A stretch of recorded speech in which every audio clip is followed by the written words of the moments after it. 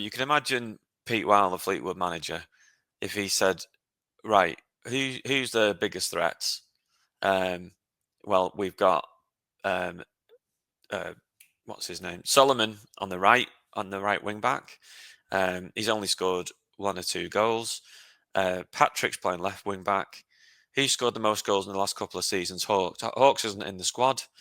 Who scored the most goals this season? I think is it Connor Jennings.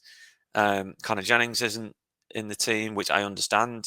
He at some point needs to have a break. So then you think, well, where are the goals going to come from? So I, I, I mean, I kind of understand it, and then I don't. But surely you would play Patrick up front for his pace, for his height, or you play him on the wing with the player that he's created the most chances for, which is Dennis. You know, if he's rolling the ball across the box, you would imagine Dennis would be in there. But to not have that leaves Dennis's role a bit redundant. And other than that, the goals aren't coming from anywhere. And we need to keep clean sheets, but we need to score goals as well. So, yeah, there'll be some reasoning in there, but I just feel we are playing with the handbrake on, and we've got ourselves in such a mess. We're just thinking, don't lose the game, and rather than can we actually try and win this? I think we've lost our way, but I would guess that's going to be the team that's going to play on Saturday. But who knows? I would guess he'd go with that again, because MK Dons are probably going to move the ball around the pitch. We'll probably try and pack the midfield. We'll probably try and nullify the wide players, but without then having the threat of anybody going forward.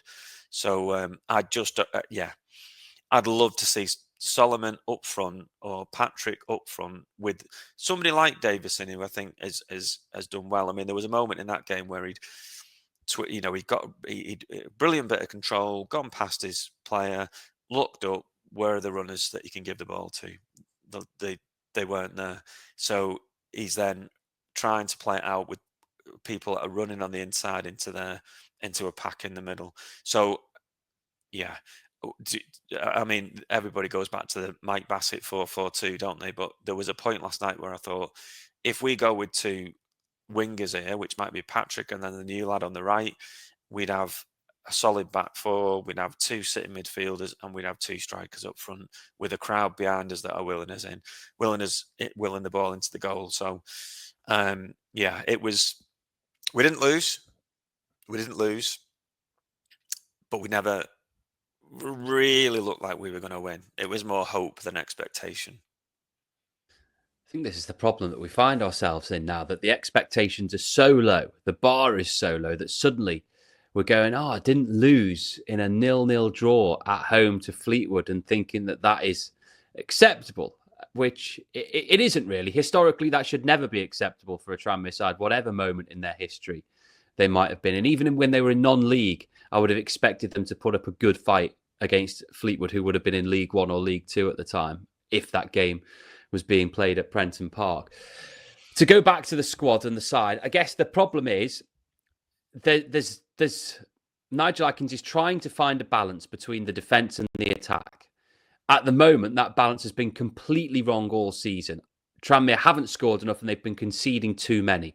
So what do you do? Well, the easiest thing to do, I guess, is to try and shore up the defence. And to do that, you play 5 defenders on the field or 3 centre-halves. You accompany them with wing-backs and you have defensive midfield players on the pitch as well. And you give as much protection and as much cover to Luke McGee as you possibly can. And that's what they've ended up doing. Drysdale's come back into the side tonight. Him being in there means that you've got the 3 centre defenders, and I agree he was the pick of the lot, and you've got to find a way for him to be in the side. But clearly Adkins doesn't want to drop Turnbull or Davis, so he plays with the 3 centre-halves, and then he has the defensive midfielders as well. So it's about finding that balance. And you probably are right to err towards the defensive balance rather than the attacking side of things, but It doesn't half lead to some dull football. I mean, when was the last time you went to Prenton Park, Phil, and you genuinely came away feeling you've been entertained? Certainly hasn't happened this season. I think we need to stop talking about him because it's like a heartbreak we can't get over. But probably the Notts County game with Rollaptor